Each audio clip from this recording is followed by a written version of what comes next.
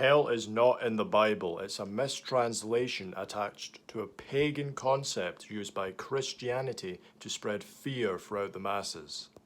Christianity has been using this false doctrine of eternal conscious torment in hell to control the masses through fear, and they've been doing it for almost 2,000 years now. Burning children in fire did never even cross God's mind. It never went into his heart. How could it not even come into his heart or his mind, and yet he's going to torture his own creation forever in this place called hell?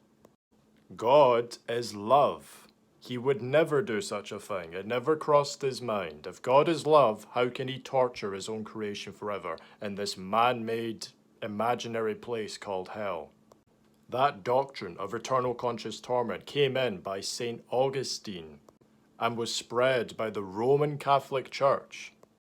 The first thing that gets translated as hell in your Bibles is Hades and Sheol. Hades in the New Testament and Sheol in the Old Testament.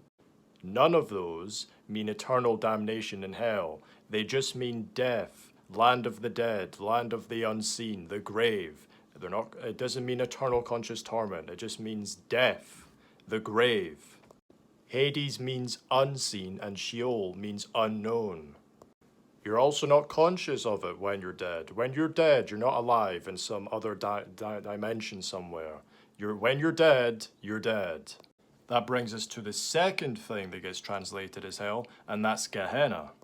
And Gehenna is a literal place. You can visit it here on earth. It's called the Valley of Hinnom, just southwest of Jerusalem.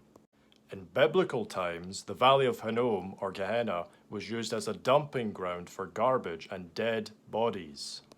The reason why this is because before that, in the Old Testament, the Israelites worshipped a false god called Moloch, and they burned their children to this false idol, this bull, this brass bull, and they burned their children there.